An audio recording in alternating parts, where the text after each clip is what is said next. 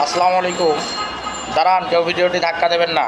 শোনেন, আপনাদের কাছে একটা অনুরোধ, সবাই ভিডিওটি শেয়ার করে দেবেন, যাতে করে এক বড়লোক ভাই তার ছোট ভাইকে, মানে গরিব ভাইকে কী করছেন, মানে অস্বীকার করছেন। তো সেই বড়লোক ভাইয়ের উদ্দেশ্যে আমার কথা, এই শোনেন, আপনি কত টাকার মালিক হয়েছেন? হ্যাঁ, আপনার যে অহংকার, পবিত্র কোরআনে আল্লাহ পাক রব্বুল আলামিন বলতেছে যে কাউরে যদি যাররা পরিমাণ অহংকার থাকে, সে কাল কিয়ামতের ময়দানে বেহেশতে প্রবেশ করিতে পারবে না। আর আপনি ভাই হয়ে ভাইকে চেনেন না, আশেপাশে ফলো করেন। অনেকের টাকা আছে, কিন্তু আল্লাহ পাক রব্বুল আলামিন যদি কাউকে একটি বড় রোগ দেন, কিন্তু আসলে টাকা খরচ করার সময় দেন না উনি। আশেপাশে ফলো করেন, আপনার ডানি বাবাই ফলো করেন, ফলো করলে আপনি দেখতে পারবেন তাদের কোটি কোটি টাকা ছিল, কিন্তু আসলে টাকা খরচ করার মতো কি তারা সুযোগে পায় নাই। এই কারণে আপনার কাছে আমার একটা অনুরোধ যে আপনি অবৈধ ইনকাম ছেড়ে দেন, বৈধ পথে ইনকাম করেন। এবং যদি আসলে ভিতরে অহংকার আসে, অবশ্যই দিনের ভিতরে একবার মরণের কথা স্মরণ করবেন। মরণের কথা স্মরণ করলে পারে কি কারোর সঙ্গে কখনোই আপনার কোনো অন্যায় অপরাধ করা যাবে না। অবৈধ খাওয়া তো দূরের কথা, আজকে মরলে কালকে দুই দিন। এবং বলা হয়েছে যে সেই বাবা মা সবচাইতে দুর্ভাগ্যবান যারা কি অবৈধ ইনকামে তাদের সন্তানের জন্য অর্থ উপার্জন করে গেলেন।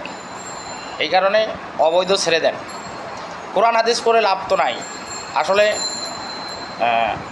বাহ্যিক যে জ্ঞান, গোপন যে জ্ঞান, আল্লাহ পাক রব্বুল আলামিন পবিত্র কোরআন শরীফে তো এটা স্পষ্ট বলছেন, আমি বান্দাকে দুই প্রকারের জ্ঞান কী করছি, প্রদান করেছি। একটি প্রকাশ্য জ্ঞান, একটি গোপন জ্ঞান। এবং যার গোপন জ্ঞান নাই সে আসলে কখনো মানুষ হতে পারে না। এ কারণে গোপন জ্ঞান হওয়ার চেষ্টা করেন। পবিত্র কোরআন হাদিসে পড়তেছেন যে কি পৃথিবীতে সবচাইতে নিকৃষ্ট কাজ হচ্ছে কি সুদ খাওয়া, সুদের ব্যবসা করা। এগুলো জানার পরেও, মাদ্রাসায় লেখাপড়া করার পরেও এগুলোর সঙ্গে কি জড়িত হয়ে কি টাকাওয়ালা হয়েছেন, রক্তের টাকা মেরে খাইছেন, ভাইয়ের টাকা ভাইয়ে মেরে খাইছেন, খায় তো কোনো লাভ নাই। এগুলো ছেড়ে দেন। ছেড়ে দিয়ে কি করেন, আল্লাহর কাছে তওবা করেন, এখনও সময় আছে। হ্যাঁ, এবং আরও একটি কথা পবিত্র কোরআনে বলা হয়েছে যে কোনো ভাই যদি কোনো ভাইয়ের 2টি টাকা আত্মসাৎ করে, তার কোনো ইবাদত আল্লাহ পাক রব্বুল আলামিনের দরবারে গ্রহণযোগ্য নহে।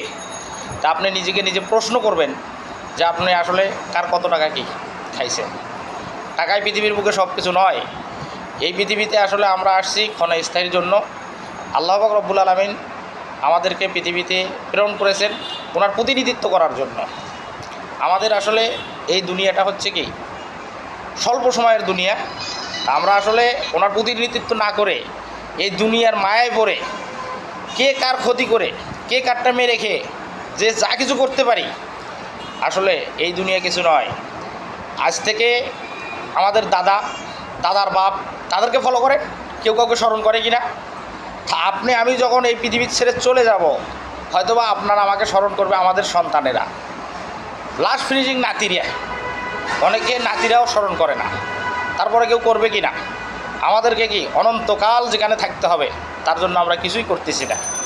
তা মানুষের সবচাইতে হচ্ছে বৈধ যে জিনিসটা, সেটা হচ্ছে আপনার বৈধ খানা খেতে হবে, কারোর সঙ্গে অপরাধ করা যাবে না, অন্যায় করা যাবে না। অহংকারী ব্যক্তিকে আল্লাহ পাক রব্বুল আলামিন পছন্দ করে না। ধন্যবাদ বন্ধুরা, আপনাদের সবার কাছে একটি অনুরোধ, আমি জেনার উদ্দেশ্যে ভিডিওটি করছি, আপনারা সবাই লাইক শেয়ার কমেন্ট করে কি এটাকে ছড়িয়ে দেবেন, যাতে করে সেই ব্যক্তি পর্যন্ত ভিডিওটা পৌঁছে যায়। আসসালামু আলাইকুম।